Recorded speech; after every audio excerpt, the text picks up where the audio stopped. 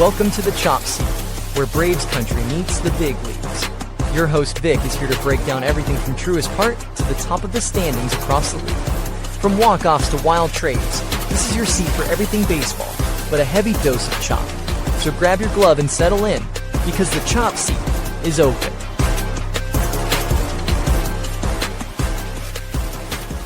Welcome to the Chop Seat, your favorite place for Braves baseball. I'm your host, Vic, and today is Monday, May 4th, Star Wars Day. For those Star Wars fans out there, the Braves, they start off their West Coast road trip on the right foot. They end up going to Colorado, sweeping the Rockies in that three-game set, and they continue to roll this season. The next stop now is going to be in Seattle against the Seattle Mariners. That's going to be tonight. A three-game set there. That's the second stop of three cities. And then the final stop is going to be in L.A. against the Dodgers. We'll see how they can finish off this road trip in the last 6 games. But a perfect 3-0 start, like I said, to start off that West Coast road trip. And it was a little back and forth action there in the series against the Rockies. But like I said in the previous episode, every time you play in Colorado, you're going to have a wacky series, a lot of back and forth, a lot of offensive power being shown in the ball games. Your pitching is pretty much non-existent. Everyone pretty much gets hit except for Chris Sale. Chris Sale was out there, and he showed us that he's a true ace. We're going to talk about that when we recap the series with the Rockies. Then we're going to preview the series that starts tonight against the Seattle Mariners. We're probably going to get into the MLB a little bit where we talk about the rest of the action from around the league. But before we do that, make sure to follow the show on all the social media platforms at the Chop Seat Pod. That's at Instagram, and then at the Chop Seat on Facebook, TikTok, Twitter, and YouTube. So without further ado, let's head into our first segment of the night. It's time for Tomahawk Takes. It's time for Tomahawk Takes, where we catch up with the previous Braves series. And as always, Tomahawk Takes is brought to you by SeatGeek. Use code CHOPSEAT20, and you're going to save $20 off your first purchase on SeatGeek. Any sporting event, NBA playoffs are already underway. NHL playoffs are underway. MLB, regular season tickets, all that. You can get that on SeatGeek. Use code CHOPSEAT20, and you're going to save $20 off your first purchase. Want to go to a concert or a show or any other event where you need tickets for it, check if they have them on SeatGeek. If you find them, put in code CHOPSEAT20, and you're going to save yourself $20 off your first purchase. So the first game of the 3-game set in Colorado, remember, the Braves were coming in with a 22-10 record. They were facing the Rockies, came up 14-18 when we met them in game 1. Grant Holmes was on the mound for the Braves. He goes 5 innings, 7 hits, 6 runs, 5 of those earned, 3 walks, 4 strikeouts. He now has a 4.34 ERA, going up against the solid veteran, Mr. Reliable, Jose Quintana. 6 innings for him, 5 hits, just 1 run allowed, no walks, and 3 Ks. Solid start from him, a quality start at that. He now has a 4.07 ERA. Bottom of the first inning, Hunter Goodman. I told you guys, keep an eye on this guy. I saw him play up here with the Yard Goats. He hits a ground rule double with runners on first and second. That makes it 1-0. And then TJ Rumfield with an RBI single makes it 2-0 Colorado early in the ball game. Tyler Freeman gets an infield single on a bunt. That makes it 3-0 when Hunter Goodman scores. And now when Matt Olson fielded the bunt, he tried to go home with a little flip. It was just not in time. It's one of those tough plays where you might as well just eat it. You might as well eat it because he didn't have a play at first. He tried to go home, but the throw was not in time. So, again, it's just a tough play. There's nothing you can really do about that. Well executed there by the Colorado Rockies. And then he had a bad play after this. It was on a ground out too first. Matt Olson fields his steps on the back. He throws home. Throw gets away. 2 runners score on that one. A rare error there by Matt Olson. That makes it 5-0 Colorado. It was a 5-run inning for the Rockies there in the bottom of the first to open up the ball game. Bottom of the second, Mickey Moniak. I also told you guys keep an eye on him when we were doing the Braves forecast last episode. He hits a homer out to right center field. That's the 9th of the season for him. That makes it 6-0 Colorado. I was going to say Braves. The Braves, they were down 6 early in the ball game. But if you're down 6, no need to worry about it because it's 2026 and this Braves offense is relentless. And it's Colorado. It's Colorado, like I said. It's wacky out there. The ball flies. You can get an easy rally. You can get not an easy rally, but you can get a rally going easily in this ballpark. And the Braves started chipping away slowly at that 6-0 deficit that they were facing. Top of the fourth, Matt Olson. He hits his 10th homer of the season out to left field. It makes it 6-1. Top of the seventh, it was a little bit to go there from between the fourth and the seventh. The Braves, they score one on a Jonah Heim ground down. That makes it 6-2. Top of the eighth, this is where the fun starts. Walks to Ronald Acuña, Ozzie Albies, and Matt Olson loads up the bases. Mauricio Dubon, he comes up with the bases loaded and 1 out. He takes a 2-2 pitch. He slaps it out to right field. It's deep. Rolls to the wall as a bases clearing triple for him. That makes it 6-5. The lead is cut short just like that, a snap of a finger.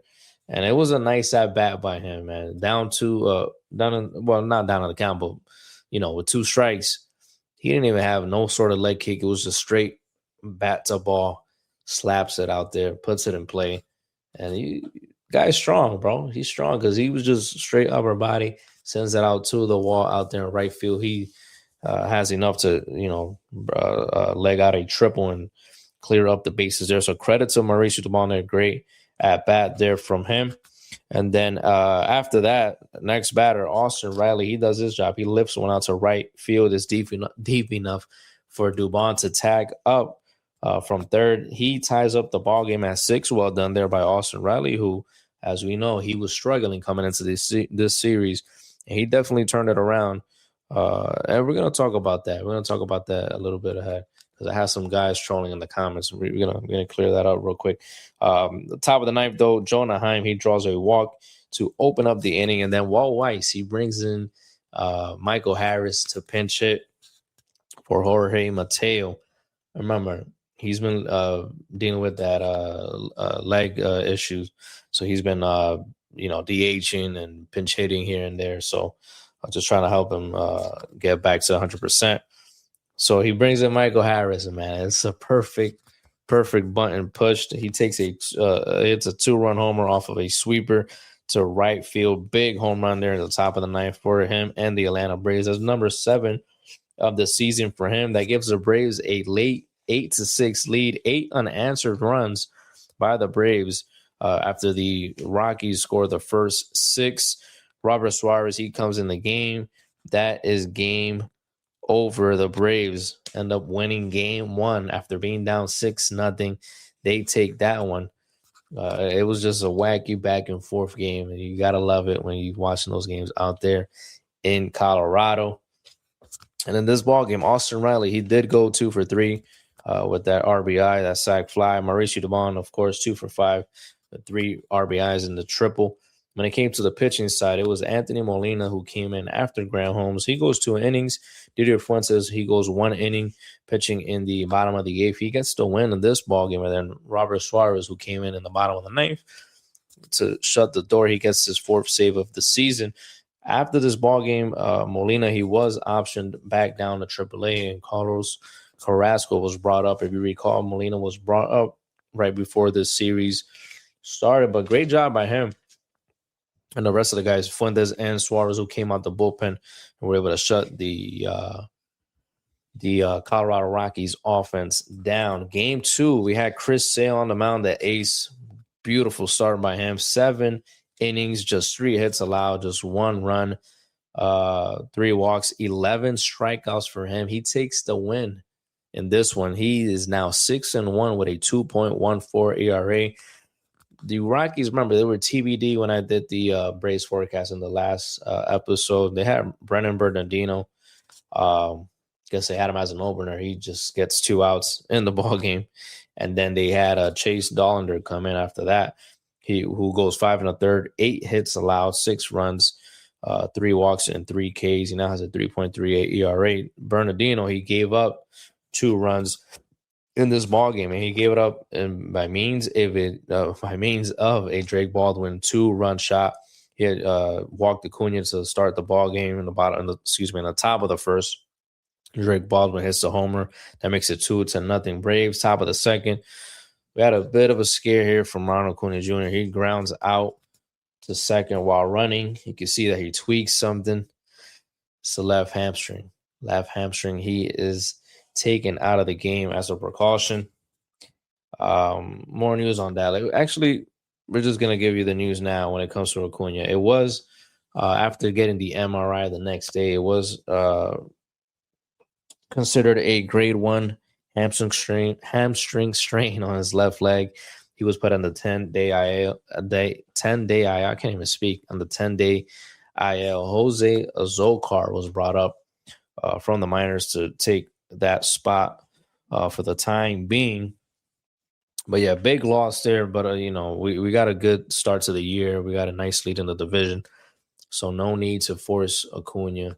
We know he's had these leg injuries.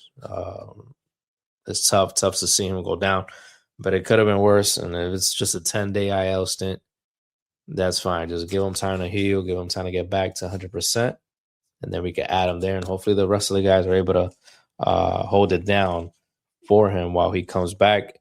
And they did that in this game and the next game. So you'll see. And hopefully they can continue, again, like I said, until he comes back. But after that, Eli White comes in the game for Acuña. Drake Baldwin, he hits an RBI single that scores Jorge Mateo, who was on third. He had double to open up the inning. Then he advanced to third on that Ronald Acuña ground out where he got injured. So that made it 3-0 Braves. Bottom of the third, Jordan Beck, he doubles in Kyle Carroll's. There's a couple of guys that I saw these guys when they were playing for the Yard Goats. So they have a good talent. They got very good players coming up in that system. But this was the only run for the Colorado Rockies in this ballgame. They made it 3-1. But that was it, man. Top of the fourth, the Braves, they scored 3. Eli White with a bunt for a hit. Riley scores. He's still second in this ball game. That was the third stolen base of the season for Austin Riley. Drake has an RBI double. That makes it 5-1. Ozzie Albies sac fly, 6-1 Braves. Top of the fifth, Austin Riley, he connects with a 98-mile-per-hour fastball. He sends that one out over the wall. 2-run homer there. That makes it 8-1 Braves. Good to see from Austin Riley finding that pop. Then on the top of the ninth, adding insult to injury, it's Matt Olson. He has to get up there as well. He hits homer number 11 of the season. That makes it 9-1 Braves. That's the ball game, guys. That's pretty much the ball game. Dylan Lee, he comes in to pitch the bottom of the eighth. Hunter Stratton, who was called up, he was able to get the final 3 outs in the ninth inning. And it's great to see when you have a game like this where you can save the rest of the bullpen. You can save your A guys. Dylan Lee, he came in. He probably just needed some work, so they put him in there. But, that's the benefit of having these when the Braves win big like this, man, when their offense goes out and you combine that with a great start from your starter, you're able to save the A guys, especially when you have a long road trip like this with just a day off in between. And coming in the later portion of the road trip. So, you can't have it better than that. And after this game, remember, they have brought up, like I said, Anthony Molina and Hunter Stratton. After this ballgame, Hunter Stratton, he was optioned to AAA to be able to make room for Spencer Strider, who was activated on Sunday to make his debut of the season, his first start. It wasn't a very dominant one. We got to be honest with that, but we kind of expected that from him. It's just his first start of the season in the majors. And, of course, you got to deal with Colorado's atmosphere. So it was a bit of a rocky one here. His pitching line goes as follows: 3 1/3, 4 hits, 3 runs. Those earned 5 walks and 6 strikeouts there for Spencer Strider. He was going up against Kyle Freeland for the Rockies, who goes 4 1/3, 8 hits allowed, 6 runs, 3 walks, 7 Ks. He gets the L in this one. He's now 1-3 with a 5.04 ERA. And it was all hands on deck on this one, man. All hands on deck for the Braves when it comes to the pitching side. You'll see why later on. But bottom of the first, TJ Rumfield with an RBI single. That makes it 1-0 Colorado. Top of the second, though, with Matt Olson on, Jonah Heim hits his first and only homer as a Brave. That makes it 2-1 Atlanta. We're going to see why in a bit, why that's the only homer as a Brave. But the Braves take the lead just like that. And then Jorge Mateo, he comes up, hits back-to-back homers, Eagles yard as well. That makes it 3-1. Braves, bottom of the third, though, TJ Rumfield, he's back. He gets another RBI, this time via the home run ball. That makes it 3-2. Bottom of the fourth, Jake McCarthy, he triples, and then Mickey Moniak, we mentioned him again. Mickey Moniak getting a shout out here. Homer number 10 of the season. That one was off of Aaron Bummer. That makes it 4-3 Colorado. Top of the fifth, though, 1 out and bases loaded for Austin Riley. He grounds one to third. It hits off the bag. He gets a break, hits off the bag. Ball goes in the air. Everyone is safe. Everyone is safe. And that is a tie ball game there. When Drake Baldwin scores, it's tied up at 4. Then Eli White, he draws a walk. It's a 3-2 count.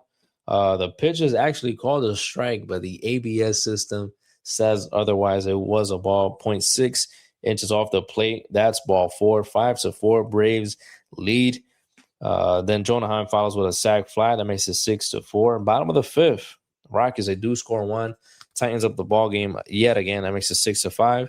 There's a back and forth action in this ball game. Like I said, at top of the sixth, Ozzy Alves, he provides an RBI single. Yes, Stremski scores. That makes it 7-5 Braves.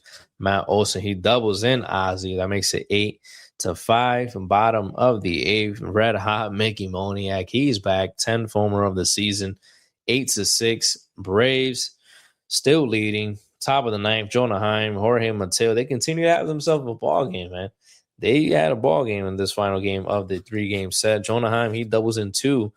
And then that gives him 5 ribbies for the entire ball game. And then Jorge Mateo drives him in with an RBI single. That makes it 11-6.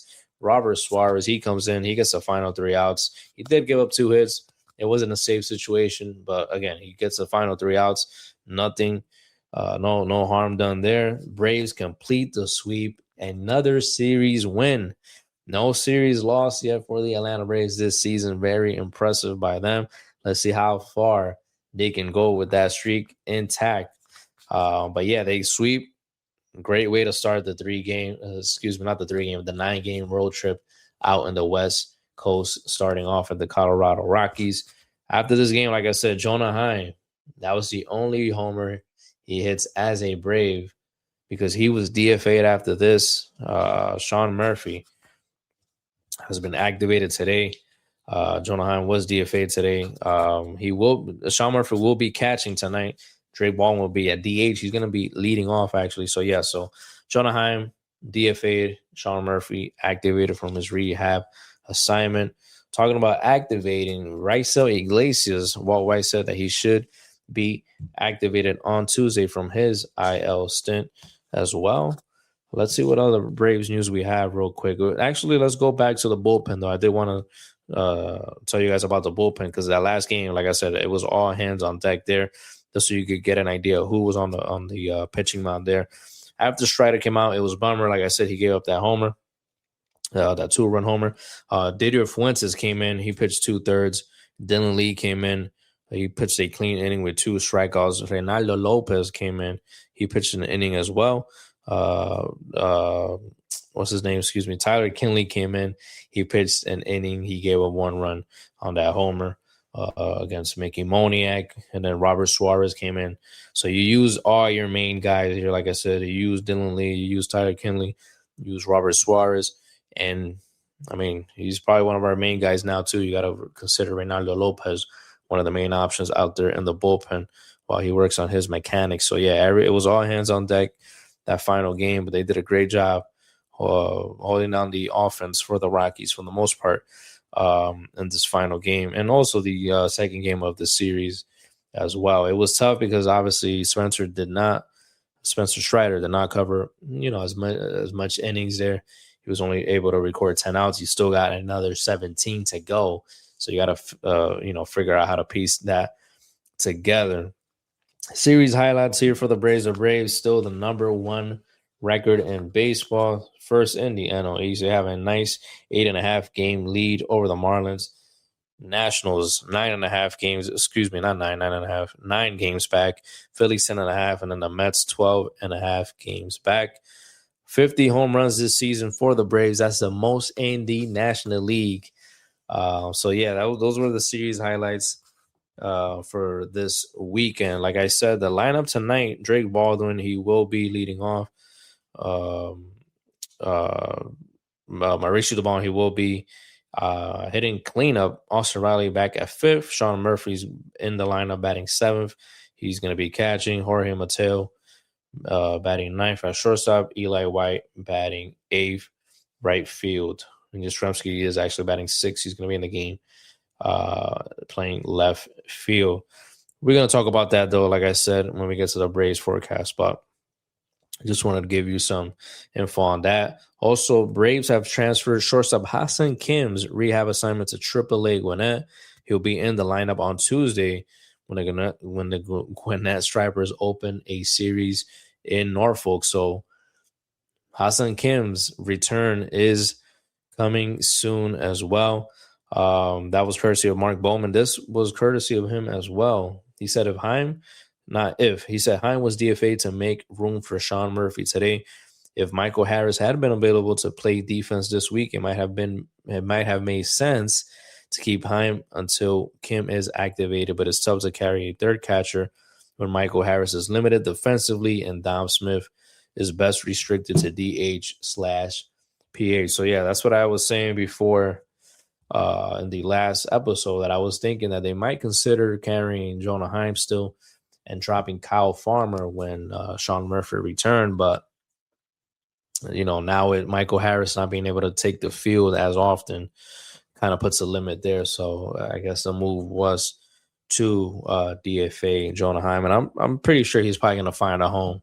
Someone's probably going to pick him up. I don't think that he'll be back with the Braves organization for now. So I think he's going to, like I said, I think he's had a decent, definitely he's been really good behind the plate. Offense, he still has some showings here and there. Like you saw that final game of the 3-game set where he drove in 5 RBIs. He can give you a game like that. So I think someone will pick him up. Austin Riley, like I said before, he did have himself a better series here. And I was catching some flag in one of the shorts that I put up. Obviously, it's a short, so you're not going to get the full episode there. But I was saying in the short that, that you were going to the perfect place in Colorado to try and fix the slump, try and fix your hitting and improve. And I did say also if they were going to keep him in the lineup, that they might have to drop him down to 7th or even 8th. And Walt Weiss did do that in the second game. He did drop him down to 7th, so I wasn't just talking out of my butt. I know what I'm talking about, guys.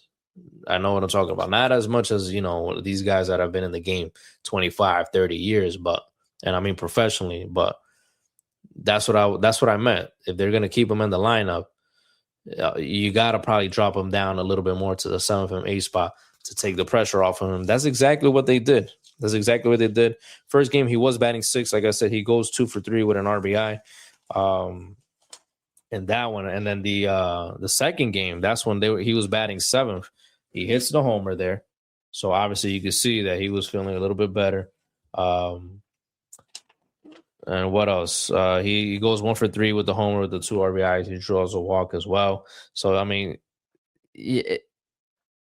guys were coming at me, bro. If you're going to come at me, I'm going to clap back, bro. It is what it is. I'm going to have some heat. So, and then in the previous episode also, I did say that I did think that he would be able to figure it out. He's a professional. And like I said, he has talent. I did think that he would figure it out. Just because he had a great series here doesn't mean that he has figured it out. He could go now to Seattle and, he has another bad series. We don't know. But I do think that he has the talent to figure it out. And it was great to see that he was able to have some showings there in Colorado. And then I hope he can keep it up. You know what I'm saying? We need him to be, if this team's going to go far, we need him to be, a threat offensively. And he showed signs of that. He showed signs of that in this series. And again, I do hope he can continue to keep it going forward. That's all I got for the Braves for Tomahawk Takes. But again, yeah, one more time. Don't go crazy with the shorts that I put up because they're tactfully put up to generate clicks. So you're not going to hear my entire point come across in the shorts. You got to listen to the whole episode on the chop seat before you come sending me a sarcastic message or a comment. And if you're going to send me that, be prepared for me to clap back because I am going to clap back, especially if you're coming up trying to, sound all smart in the comments. It's not going to happen, bro. We ain't going to let that rock here on the chop seat. And like I said, I was right. They dropped him down to the 7th spot in the second game, take some pressure off of him. And like I said, I was right when I said that I did think he was going to figure it out in Colorado. Now, is it going to be for the entire season? We got to wait and see. We're going to wait and see tonight, see how he goes out there to perform. But I'm one of the main guys rooting for him, bro. We need him to be a threat offensively if this team is going to go far. That's all I got to say when it comes to Tomahawk Takes. I think I made my point clear. If you're going to send me something in the comments, though, or DM or whatever, at least make it my worthwhile. I'm going to comment back and clap back. At least respond. You know what I'm saying?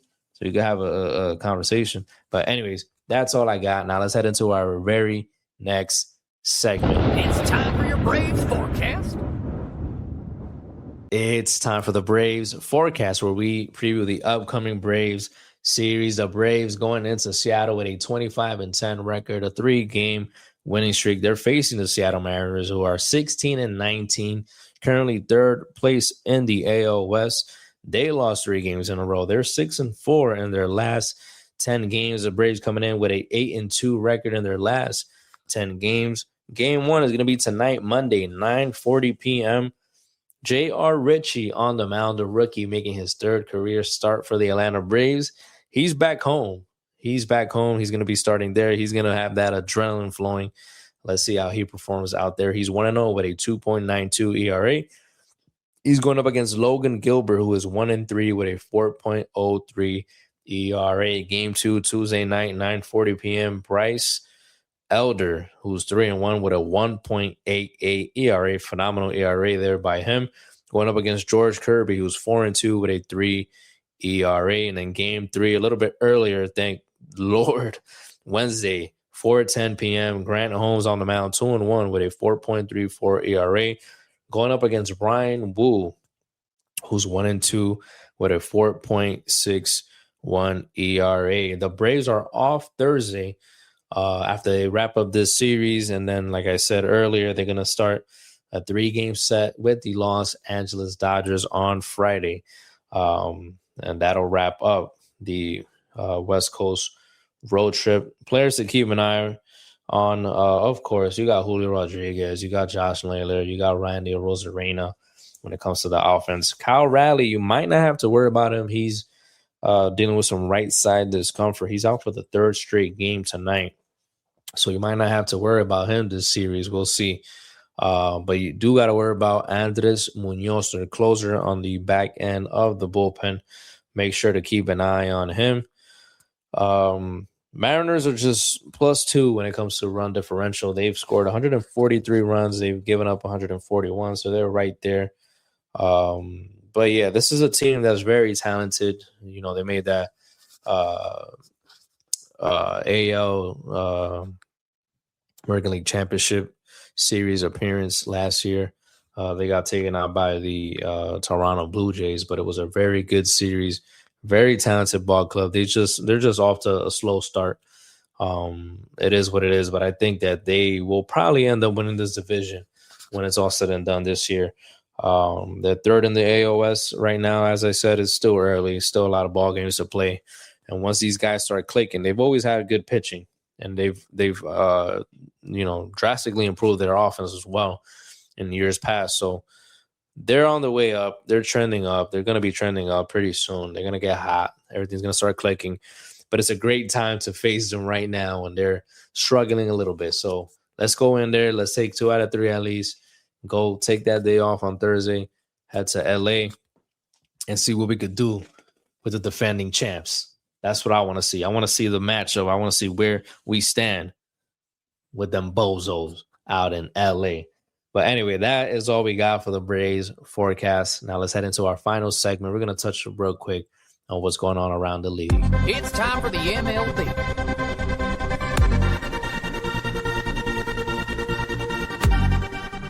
It's time for the MLB, where we catch up with the action from around the league. And to catch up, we're going to focus on the New York Yankees. They sweep the Baltimore Orioles during the weekend. They improved to 23-11, the best record in the American League as of right now. Yankees, Braves, 2 best teams in their respective leagues.